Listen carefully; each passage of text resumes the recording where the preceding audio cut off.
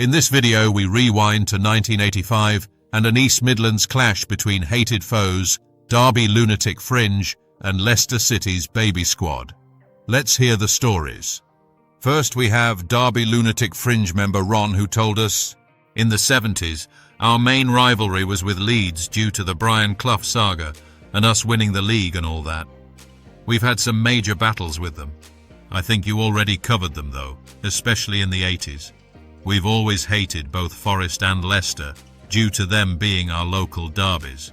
Personally, my hatred for Leicester is worse. I got arrested against them in 1982, 83 and 84, so I also have that grudge to bear. So, I missed some of those battles still talked about by both older sets of fans, especially the 83 match at theirs where we took the piss. To be fair, I don't know why I was arrested at any of those games because Leicester ran off every time. I think I was arrested for chasing them every time. That was it. But I still got jailed. That was Leicester for you. An easy day out. They got a bit of a reputation in the mid-80s for blades and dirty tactics. But I never rated them. Rated Forest, but never Leicester. But I was at the League Cup night match in 1985. We took a good mob of 300 to the game. The police wanted the fixture played during the day due to the expected violence caused by the league match at our place a few weeks earlier, but the match went ahead. This was during the riots of 85, so they were also worried about that flaring up. They were right to be worried. Our mob headed for the town centre, where we spotted Leicester in their pub, the Coin Exchange. They spotted us and came out, and a mass brawl took place.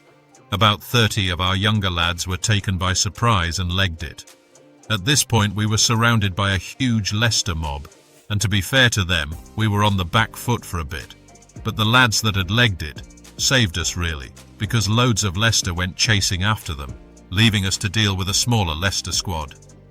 After what seemed like ages, the police arrived and managed to force us out of the area and escorted us down to the ground.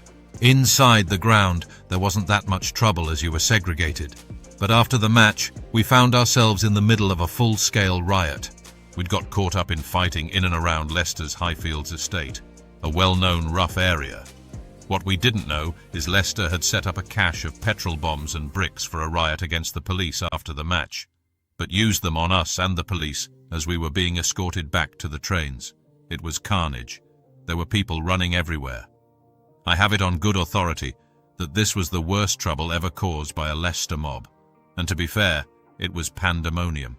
Some of our lads got split up and had to make their own way back to the station, with stories of the warriors, film-like journeys against marauding Leicester rioters.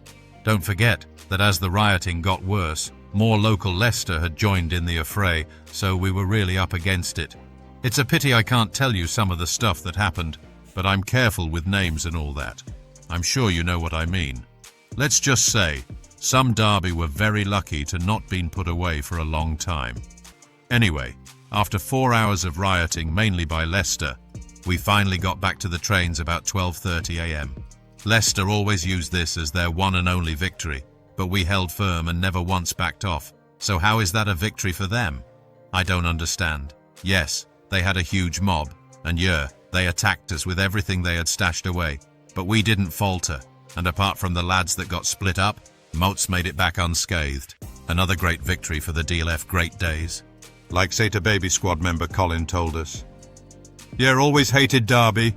It's well known we have had major results against them, and I never really rated them as a firm. Forest, yes, but Derby, no way.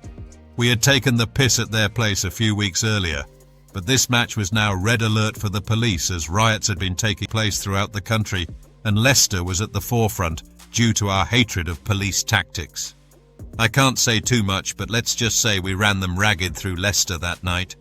It all started in the town centre before the game, when a mob of theirs got chased through the town centre by a big Leicester mob. They had attacked the Coin Exchange mob handed, but had to flee when the Leicester mob retaliated and chased them off. During the match, I can still hear the sound of sharpened coins hitting the fences of pens 2 and 3, with Derby fans cowering from the weapons being thrown at them, and of course, throwing them back. After the match, the plan was to attack them with the stash of weapons we had congregated on the Highfields estate near to the Filbert Street ground. Oh my word, what a plan. Derby didn't know what had hit them. First, the petrol bombs and smoke dazed them. Then the bricks surprised them, and they split up. The police were running around not having a clue, and Derby were running for their lives. The only thing that saved them was the massive diversion of police riot squad that appeared out of nowhere and managed to force the Leicester boys back and help the injured Derby lot to their trains and coaches.